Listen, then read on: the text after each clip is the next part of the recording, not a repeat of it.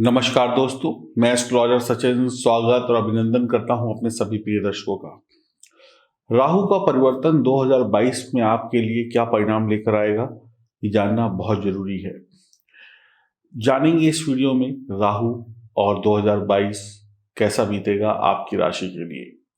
18 महीने बाद राहु का यह परिवर्तन काफी महत्वपूर्ण होगा आपकी राशि के लिए। राहु क्या है? राहु एक छाया ग्रह है।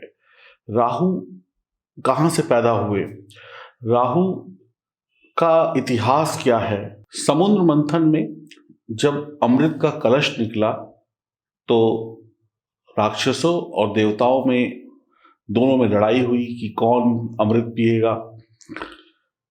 तो भगवान ने कहा कि अगर राक्षसों ने भी अमृत पी लिया तो फिर ये तो सारी जिंदगी के लिए अमर हो जाएंगे, फिर तो धरती पर बहुत पाप बढ़ जाएगा। तो भगवान ने छल से पहले देवताओं की लाइन लगा दी कि सब लोग एक एक देवता बैठो और अमृत को पियो। लेकिन इसी लाइन में स्वर्ण भानु नाम का एक राक्षस देवताओं का भेष बदलकर लाइन में बैठ गया और भगवान विष्णु अमृत पिला रहे थे मोहिनी का रूप धारण करके। तो सूर्य और चंद्र ने देख लिया कि ये व्यक्ति जो है ये राक्षस है, इसने अपना नकली रूप देवताओं का बनाया हुआ है। उन्होंने भगवान से शिकायत कर दी। जब तक शिकायत भगवान तक जाती, भगवान ने सुदर्शन चक्र से उस राक्षस का सर काट दिया, लेकिन तब तक वो अमृत पी चुका था। तो मरना तो असंभव था, तो सर अलग हो गया, धड़ अलग हो गया। तो जो सर वाला हिस्सा हुआ वो राहु हो गया और जो धड़ वाला हिस्सा हुआ वो केतु हो गया।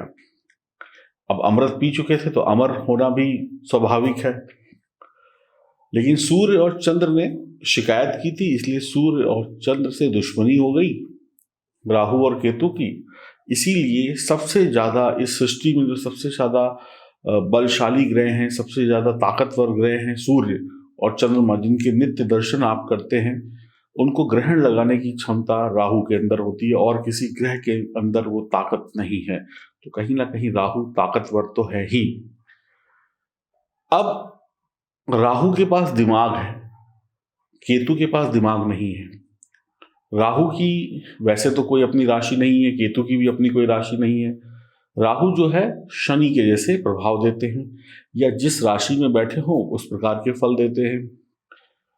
राहु रातों रात किस्मत को बदल देता है, क्योंकि राहु चतुर है, चालाक है। राहु के पास वो ताकत है, वो क्षमता है कि वो रातों रात किस्मत को बदल देगा।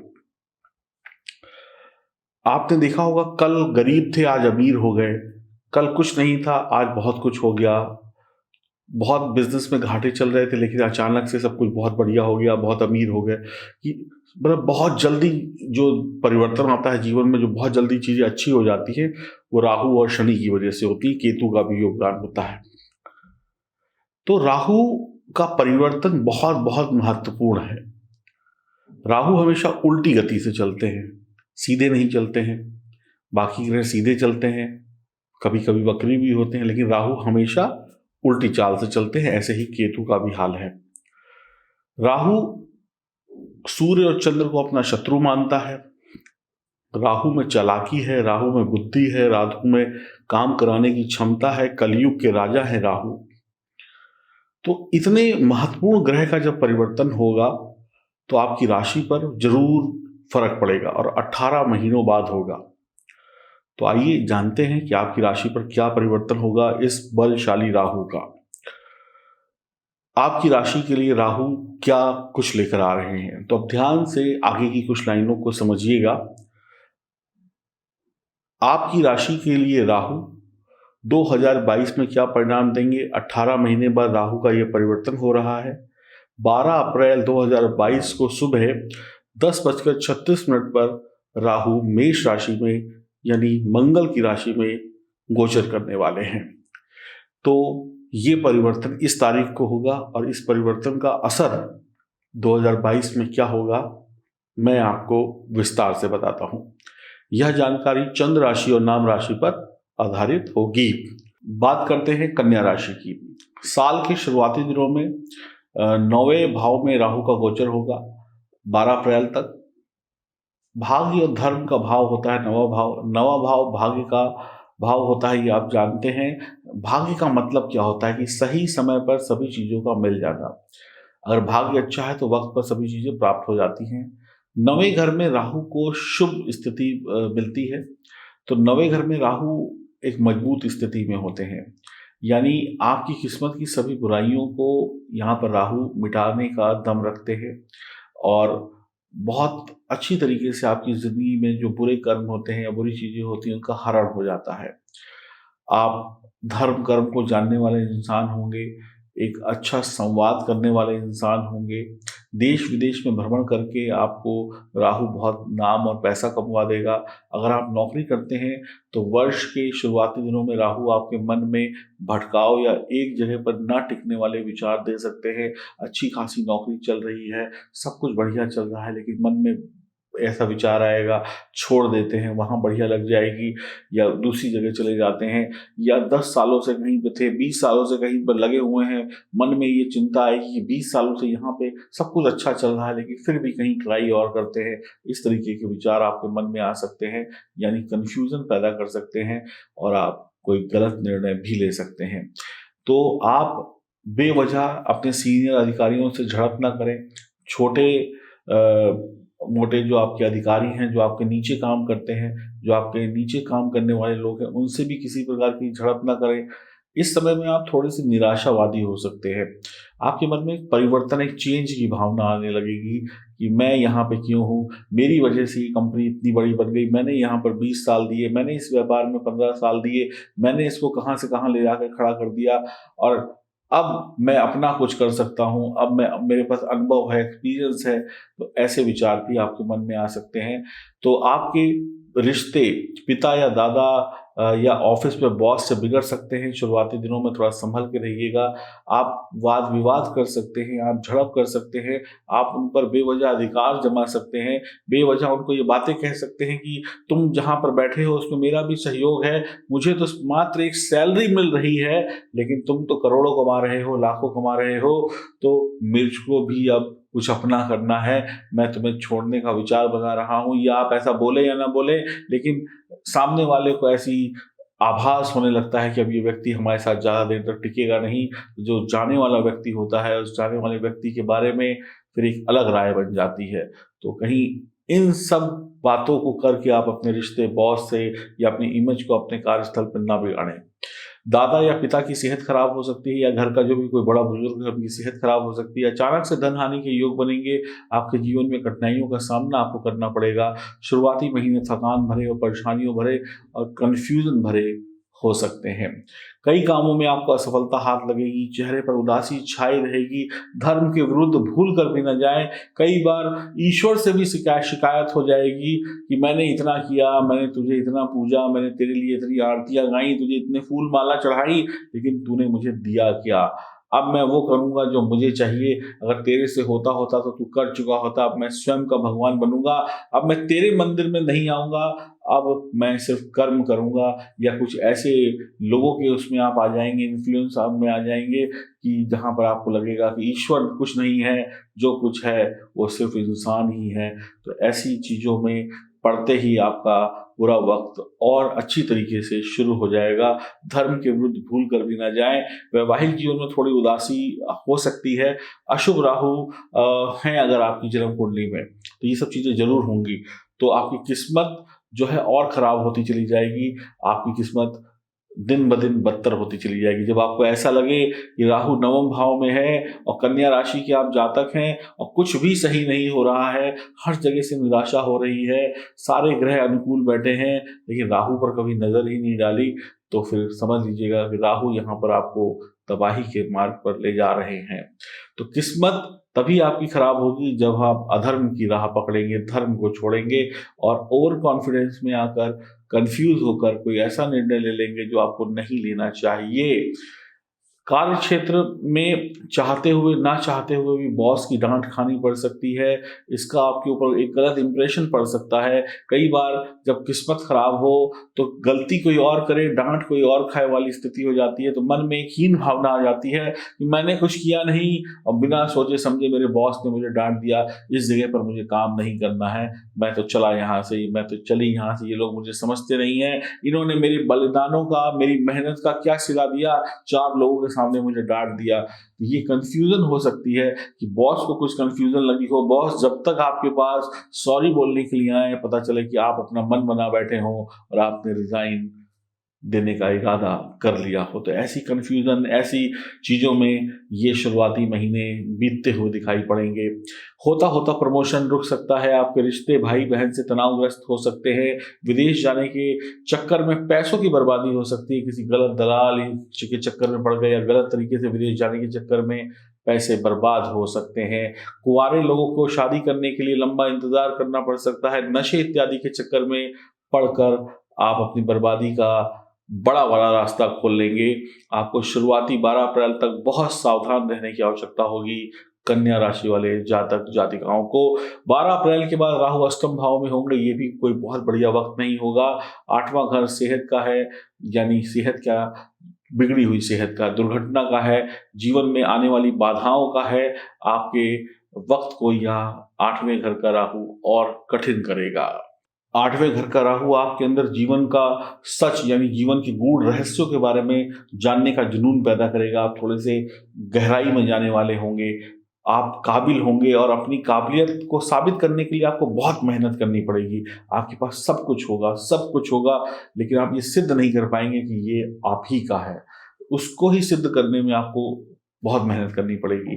वैवाहिक जीवन का जो सुख होगा वो थोड़ा सा कम होगा। शॉर्टकट तरीके से पैसा कमाने के चक्कर में आपको लेने के देने पड़ जाएंगे। आपराधिक प्रवृत्ति वाले लोगों से आपकी दोस्ती हो सकती है या आपराधिक प्रवृत्ति वाली चीज़ों से आप जुड़ सकते हैं। गलत रास्ते पर चलकर आपको कानून के डंडे का सामना करना पड़ सकता है। सेहत को लेकर परेशान होंगे, चोट चपेट एक्सीडेंट वगैरह आए दिन होते रहेंगे, कहीं ना कहीं कुछ ना कुछ लगा रहेगा। आपको हर मामले में कठिन मेहनत करनी पड़ेगी। आपके अंदर निराशा और असफलता की भावना घर कर लेगी। आप बड़े बड़े धोखे खा सकते हैं, आप लोगों को धोखा दे सकते हैं। विश्वासघात की प्रवृत्ति को अपनाकर अपने वफादार दोस्तों या अपने चाहने वालों से रिश्तों में दूरियां बना सकते हैं। आप कुछ भी गंभीर होकर नहीं करेंगे, सब कुछ हल्के में लेंगे। हो जाएगा, ये भी हो जाएगा, वो भी हो जाएगा। जो लोग इंश्योरेंस सेक्टर में हैं उनको ज़बरदस्त लाभ होगा। डॉक्टर, सर्जन, चिकित्सा क्षेत्र से जुड़े लोगों को लाभ होगा। विज्ञान से जुड़े हुए लोगों को या गूढ़ ज्ञान के जो लोग डीप नॉलेज में काम करते हैं उनके लिए यह समय अच्छा रहने वाला है। विज्ञान से जुड़े लोगों के लिए अच्छा रहने वाला है यह समय। शेयर मार्केट में धन न लगाएं तो बेहतर है।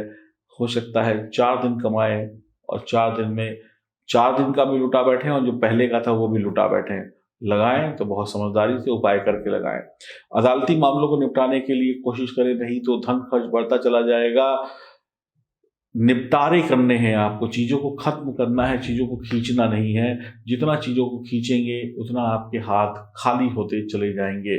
दुर्घटनाएं अचानक से होंगी, सेहत भी अचानक से खराब होगी, तो पैसा वैसा जोड़ के रखिएगा, कॉन्ट्रैक्ट वॉन्ट्रैक्ट बना के रखिएगा। अचानक से जब समस्या आती है तो पता नहीं चलता है। आपके रिश्तेदार, आपके चाहने वाले आपसे जल जाएंगे, आपसे ईर्ष्या करेंगे, आपको और दुख देंगे। माँ सरस्वती की आराधना करिए। 4 ग्राम चांदी का टुकड़ा हमेशा अपने पास रखिएगा। वर्ष 2022 में आप जो उम्मीद लगा के बैठे थे राहु से, उस उम्मीदों में आपको राहु निराश करेंगे। अब बात ये हो गई कि क्या पूरा साल ही कन्या राशि वालों के लिए खराब हो गया? ऐसा नहीं है। ये तो बात हम सिर्फ राहु की कर रहे थे, बाकी अन्य ग्रह, कुछ ग्रह आपको शुभ परिणाम भी देंगे। अब फर्क इतना पड़ेगा कि जो शुभ परिणाम जो ग्रह दे रहे थे उनके परिणामों में थोड़ी सी कमी राहु कर देंगे। तो यही कि जो चीज़ 100 मिलनी थी वो आपको 95 मिलेगी, दूसरे में कमी कर देंगे, थोड़ा उधर कर देंगे। इसी को कहते हैं संघर्ष बढ़ा देंगे। मिलेगा, सब कुछ अच्छा होगा, लेकिन मेहनत के बाद मिलेगा। एक आदमी जल्दी से सब कुछ पा लेता है और एक आदमी को बहुत मेहनत करनी पड़ती है। तो साल 2022 में राहु की जो स्थिति है आपके लिए अनुकूल नहीं है। मैं आपको 2-3 बातें स्पेशल तौर पे बताना चाहूँगा। एक तो भ्रमित मत होइएगा, किसी की कही सुनी बातों में नहीं आइएगा, प्रलोभन लालच में मत आइएगा और ओवर कॉन्फिडेंस में मत चले जाइएगा। नौकरी छोड़ना, नौकरी करना, ये आपका अपना स्वयं का फैसला है, लेकिन ये देख लीजिएगा क्या आगे मैदान तैयार है। अगर तैयार है तो उतर जाइएगा। जल्दबाजी में, आवेग में आकर अपनी नौकरी या व्यापार में कोई बड़े फैसले मत लीजिएगा। नशा से बचिएगा, बुरी संगत से, कुख्यात लोगों से बचिएगा। जो लोग आपराधिक प्रवृत्ति के होते हैं उनसे आपको बहुत बचने की आवश्यकता होगी। वाहन हो, कोई भी चीज हो, सही तरीके से चलाइएगा। सड़क पर भी ठीक तरीके से चलिएगा। इसके साथ साथ भगवान की राह को पकड़े रहिएगा, नास्तिक मत होइएगा, धार्मिक बने रहिएगा, नहीं तो बहुत मुश्किल हो जाएगी। उपाय मैंने आपको बता दिया। माँ सरस्वती की आराधना करिए। क्यों करिए? क्योंकि माँ सरस्वती आपकी बुद्धि को निर्मल बनाएंगी, साफ बनाएंगी और आपको आशीर्वाद देंगी कि आप भटके नहीं। 4 ग्राम चांदी का टुकड़ा अपने जेब में रखें, जिसके कोने नुकीले होने चाहिए, गोल राउंड नहीं होने चाहिए। हमेशा पर्स में रखें, जेब में रखें। इससे क्या होगा? शीतलता मिलेगी, दिमाग अच्छा होगा। चांदी क्या है? चंद्रमा, यानी माइंड में जो है ना सही विचार आएंगे। अब एक इंसान गलती कहाँ से करता है? दिमाग से गलती करता है। कंफ्यूजन कहाँ पैदा होती है? दिमाग में पैदा होती है। बुरे विचार कहाँ आते हैं? दिमाग में आते हैं। बुरी सोच कहाँ आती है? दिमाग में आती है। फैसले कहाँ से लेता है व्यक्ति? दिमाग से लेता है। और जब दिमाग में राहु द्वंद्व पैदा कर दें, एक की जगह 2 चीजें दिखाई देने लगे, तो आदमी कंफ्यूज हो जाता है कि इसको पकड़ूं कि उसको पकड़ूं, और इसको करने में आदमी की ट्रेन निकल जाती है और आदमी वहीं का वहीं खड़ा रह जाता है। जेब में टिकट होती है, लेकिन पहले आपके चक्कर में सामने वाले को तो भूल जाइए, आपकी ट्रेन जरूर छूट जाती है। तो राहु का यही काम है, एक चीज से 2 चीजें दिखाना। राहु धुआं है, ऐसा लगेगा कि बादल छा गए। कभी कभी ऐसा लगता है ना कि बादल छा गए, अब तो इतनी घनघोर वर्षा होगी, तो आदमी छतरी वतरी लेकर निकलने लगता है। लेकिन कुछ ही क्षणों में वो बादल छट जाते हैं, धूप निकल आती है, यानी धोखा हो गया। तो राहु का दूसरा नाम है धोखा। तो राहु आपको धोखा दे देंगे। जो दोस्त, जो मित्र आपके लिए कहेगा कि मैं तुम्हारा सच्चा मित्र हूं, वही धोखा दे देगा। आप कंफ्यूज हो जाएंगे, आप सही गलत का फैसला नहीं ले पाएंगे, और जो सच्चा मित्र होगा, जो आपके हितैषी होंगे, उन्हीं से लड़ बैठेंगे और दुश्मन को दोस्त समझ लेंगे और बर्बादी का रास्ता चुन लेंगे। तो बहुत संभल कर रहने की आवश्यकता है कन्या राशि वालों को। मैं यही कहूंगा, अपनी जन्म कुंडली में देखें कि राहु की स्थिति क्या है, अन्य ग्रहों की स्थिति क्या है, उसके बाद उनका ज्योतिषीय उपचार करके आप जीवन में 2022 को खूबसूरत बना सकते हैं। आप दिए गए नंबर पर संपर्क कर सकते हैं। डरना नहीं है, चीज़ों को सही करना है। नमस्कार।